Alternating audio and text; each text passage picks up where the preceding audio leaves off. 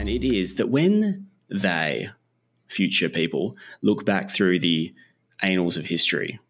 The annals, yes. The annals. They'll be focused on Western Australia's human-made wonders.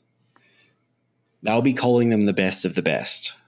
The human-made wonders? The human-made wonders of WA. You're probably wondering what I'm talking about. A little bit. But are you talking about wonders as in wonders of the world? Like, are we talking Great Pyramids?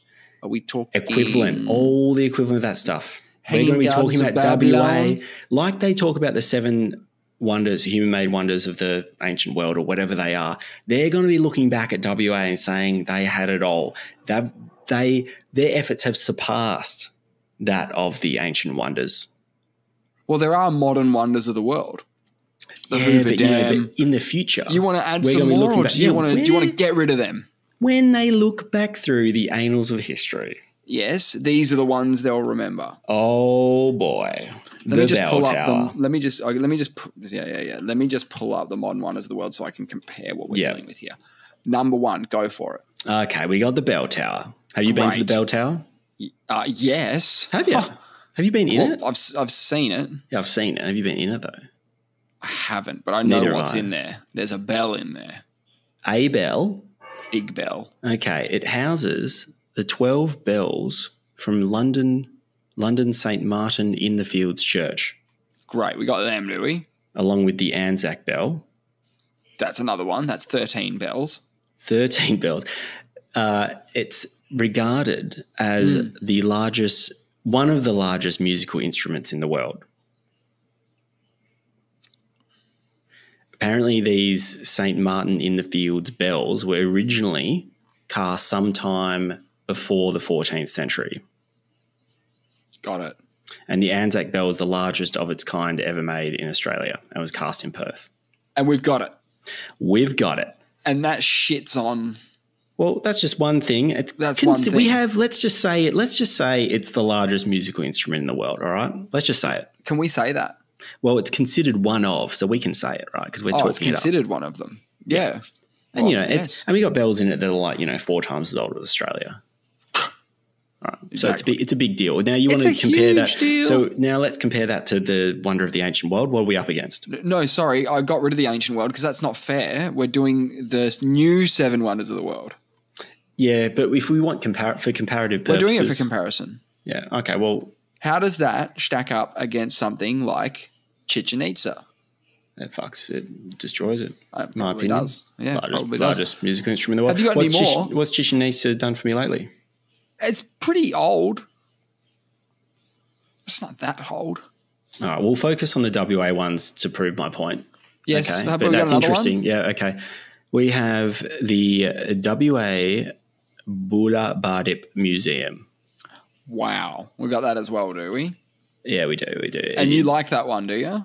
Well, look, it sounds more impressive if I read what it says here. This monumental project incorporated 5 heritage buildings that needed to be restored and stitched together. It had more than 3,300 workers involved in its construction. How many workers were involved in the Great Wall of China? Thousands. I think even more. It's such an obscene number. Okay, so 300,000 soldiers and 500,000 common people. That's how many it costs? Because do you know every family had to send their oldest born son to work on the Great Wall? Makes sense. And 100,000 people... Oh, wait, how many people died? Well, some experts estimated it was 20% of the country's population, nearly 1 million people back in the day. Yeah, work began in the 7th century BC and continued for 2 millennia. That's 2,000 years of building. We just can't fathom those kinds of numbers. No, we can't. But what I'm saying is the Bula Bardip is right up there. It says here, one of the most significant museum redevelopments in the world. Wow. So I didn't know that. Again, because it's one of the most, let's just go that extra step further and let's just say it's the most significant museum redevelopment in the world. Arguably it is. I think it is. Yep. Okay, number 3. What are we up against? What's the second? The Great Wall of China. Okay, great. Comparative. Okay, rock art, the Burrup Peninsula. The Burrup Peninsula, I don't know where that is. Where's that? Yep. I think that's up Presumably north up of Broome. Yep. I think that's the Burrup Peninsula. Yep. It has more rock art at the one site than any other place in the world. Wow. Being dated back to the last ice age, it's 5 times older than Egypt's pyramids. That is a good one, isn't it? It's a good one. That is pretty good. It's a good one. What are we up against? What are we comparing that to? Petra. This is the ancient city of Petra in Jordan. Rubbish. Throw it out. Yeah, and final scene of the Indiana Jones and the Last Crusade. Not important. Get to the Burrup Peninsula. Yep. Get up there. Okay, number 4, the Bustleton Jetty. Oh, jeez. What a wonder. Officially the longest timber pile jetty in the Southern Hemisphere. In the Southern Hemisphere, of which 20% of the world's population lives. Shh. Right. No, and all the best stuff's down here, obviously. And it's got an underwater observatory at the end of it, which is one of only 6 in the world. Wow. I think it's just a jetty, a observatory at the end of a jetty. Maybe people just don't really care for them. And that shit's on Machu Picchu, is that what we're saying? Well, I mean, obviously, it's one of 6 in the world, mate. And it's the longest timber pile jetty in the Southern Hemisphere. We probably don't make jetties out of timber anymore. It's probably the longest in the world. Can we say that? We can say that. Yeah, we can say that. Longest in the world. Bustleton Jetty. Next. Okay. The Harold Holt Naval Communications Towers in Exmouth. Yeah. Are we allowed to go see them? I thought they were more... well, you can look at them from afar, but you can look at them from afar. Yeah, and they are impressive to look at, aren't they? 387 metres tall. Yeah, that is pretty tall. The most powerful transmission station in the Southern Hemisphere. But in the world. In the world. And so what's that up against? Christ the Redeemer. Please. Okay. And then we've got the Golden Pipeline. I didn't know it was called this. Wow, I didn't know that either. But it was an ambitious 560-kilometre pipeline from Mundaring Weir to Kalgoorlie. Considered a scheme of madness by the naysayers. Yes. It was built 120 years ago. Now, the epic length of steel pipe carries billions of litres of waters annually. Okay, I don't really have any... I don't know how that compares to other pipes, but let's just pretend... The best in the world. Decent. Yeah, we have to talk it up somehow. Yep. They said we couldn't do it. That's the point. They said it couldn't be done. Yes, that is impressive. But we did it. Yes. So the Colosseum, by comparison, is a building in Rome. It was built in the 1st century by order of Emperor Vespasian, right? It's a feat of engineering, they're saying. Yeah, but can it transport water? No, it's just an amphitheatre and features a complex system of vaults. And they probably thought they could do it. They could probably just do it again. They probably had multiple Colosseums, and that's just the one that's left over. Are there any big numbers in the thing about the Mundaring, the Golden Trail thing, the Golden Pipeline? Is there any big numbers that you can read out? Well, like volumes of water? Something, just something, a big number. Are there any big numbers? Let me give you some numbers on it. Because I'm going to give you some numbers about the Colosseum, but I want numbers. The bigger the better, because it is an apples to apples comparison as well. Pipelines to Colosseums. Exactly.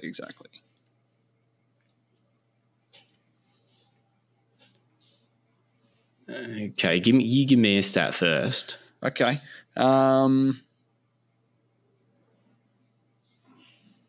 Well, it's 189 metres by 156 metres. This is 8,000 kilometres. See, that's way more. Just as a starting point. That's not right. Yeah, just as a starting point. Like, that's way better, isn't it?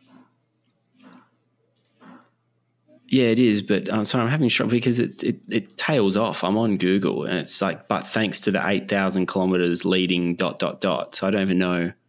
And then when I click on it, it Well, you won't should let be on me the in. Wikipedia page, right? Yeah, but The pipeline continues to operate today, supplying water to over 100,000 people. look at that. Pipeline. Okay. How many people fit in the Coliseum? 50,000. See? That's what I'm talking about. Double it. Double it. Double it, mate. It's bigger, double the people, right? Twice as many people are affected. However, okay, here we go. According to some estimates, about 500,000 people died in the Colosseum, whereas this one, the Goldfields Water Supply Scheme, just supplied water to 100,000 people in 33,000 households, as well as mines, farmers, and other enterprises. So when you talk about killing 500,000 people or giving water to 100, I think we can see what the more wondrous thing is of the two. I don't know if but I mean, let's not look. The Colosseum isn't the only infrastructure that can kill people. Yes, because C.Y. O'Connor killed himself because he thought it was a failure. Yes, we've talked about this on this show before. Yes, he didn't see any water come out the other side. Got very upset about it, and then didn't get to see that the next day or something it started flowing. Yeah. It worked. Yeah, he was so overwhelmed with... He was devastated, yeah. Yeah, and that is actually a really sad story. That is super sad. And that one sad story lands far bigger than the Gladiator story, any other bullshit coming out of the Colosseum. Yeah, Russell Crowe. Easy. See you next Tuesday anyway, isn't he? Whoa. Oh, I didn't think so. He's all right. He's great. Okay, Lake Argyle. Wow. Are we doing lakes as well? Lakes can be wonders? Well, it's technically not a lake. Oh, so it's man-made. It's an inland sea. But that is it man-made? It is classified as an inland sea. Yeah, but are inland seas man-made? I don't know what that means. But it's classified. If we did it, because you can't have lakes or inland seas. I don't think they go, what are you doing? You're trying to bring a lake in here. And they're like, no, it's an inland sea. It's an inland sea. Right. Well, keep going then. I'm sure it'll stack up beautifully against the Taj Mahal. It's actually huge. Lake Argyle is absolutely huge. Yeah. And there's one entry point for boats onto it. So you can go on it? Yeah, you can go on it. There's a swimming event there. I've swum in Lake Argyle. Are we talking about the same thing? Because you haven't described this Argyle thing at all, or its wonder. But is it pink? No. It's just a lake. It's just a man-made. This isn't the pink water lake? It is not. It's up in Connemara, and if you look at it on Google Maps, it is ginormous. 18 times more capacity than Sydney Harbour. Yep. They love using that. How many football fields is that? Roughly. Football fields. That's how they do it, football fields. Yeah, and what? Are you saying this is man-made? Because I don't know if it is.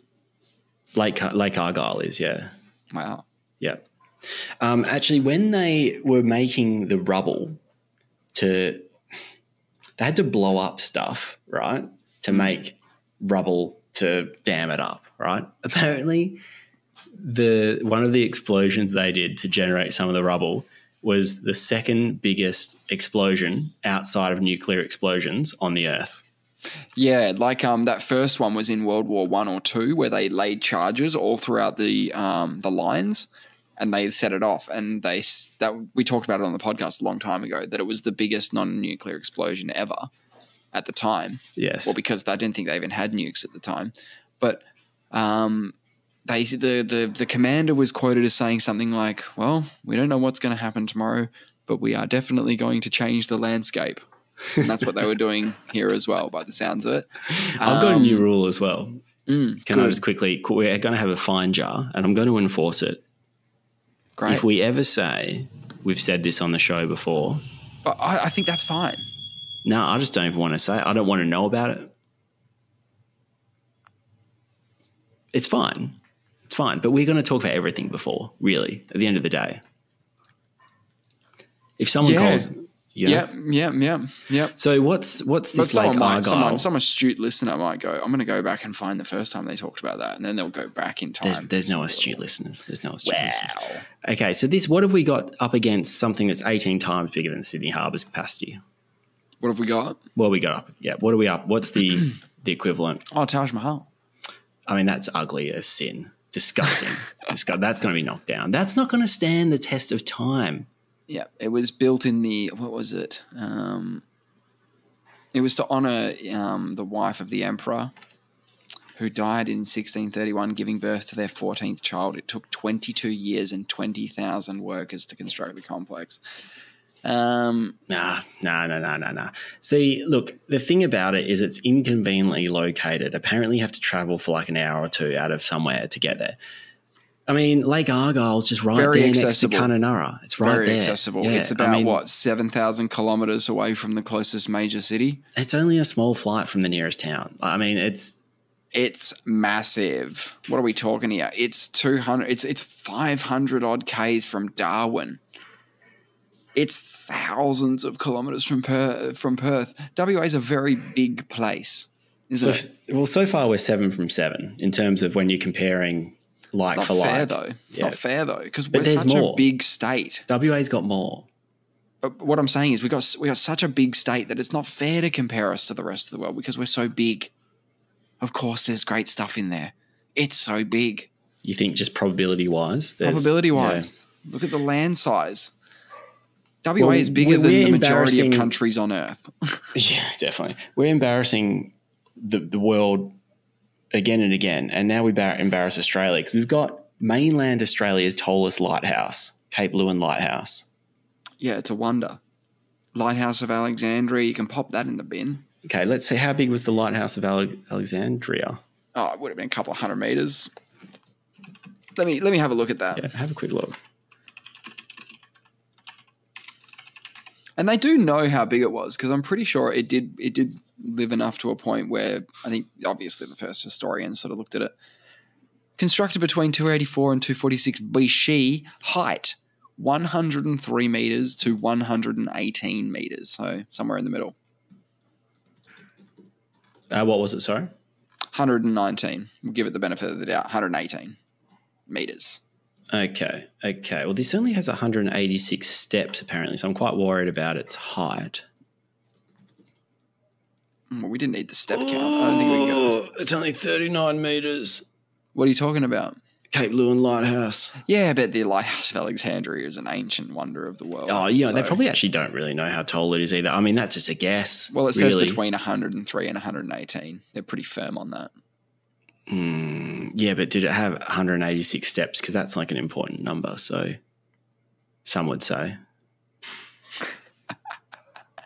It's 100 years old as well. Imagine, we could, anyway, it's impressive. It's one of the best. It's one of the best lighthouses going. Okay, we got the Wellington Dam mural in Collie, 8,000 square metres of dam wall, big mega mural. No other dam side mural comes close to the size of this one, making it the largest of its kind in the world. Okay, that is pretty exciting. So what you're saying is bin all the wonders because it's just outside. Oh, which wonders? All of them. Just bin them all. Put them in the bin. Well, because WA has got it on lockdown. And this is the proposition that when they look back through the annals of history, they're going to be looking at Western Australia's human-made wonders as the best of the best because we have the largest dam mural in the world. We have the largest lighthouse in mainland Australia. We have a lake that's 18 times bigger than Sydney Harbour's capacity. We've got the Golden Pipeline murdering people. Any of this. Like catching the most powerful transmission station in the world. In the world. We've got the longest timber pole jetty in the world. Not even close. Yep, not even close. We've got the peninsula, just an area with more rock art than any other place in the world. In the world. Back to 5 times as old as Egypt's pyramids. In the world. The most significant museum redevelopment ever in the world. Of all time. That's wavy. And we have the largest musical instrument in the world. So what don't we have? How is tourism not popular? Any problems? Is that what you're talking about? Why aren't people just rushing? Yeah. Day one, Bell Tower. Tick. Day 2. Museum. Tick. You know what we need to do? We're on day 3 and we've seen 2 of the most amazing things in the whole world. We're not going to let them in anymore. Keeping it. We can close this state off as well. We've done it before. We'll do it again. Wow. You want to go that road? Yeah. What do you think the people here are going to appreciate, Perth? I think that's something we're famously bad at. We're not called the hermit state for nothing. That's right. They're jealous. And we're going to be the home of the longest podcast in the world.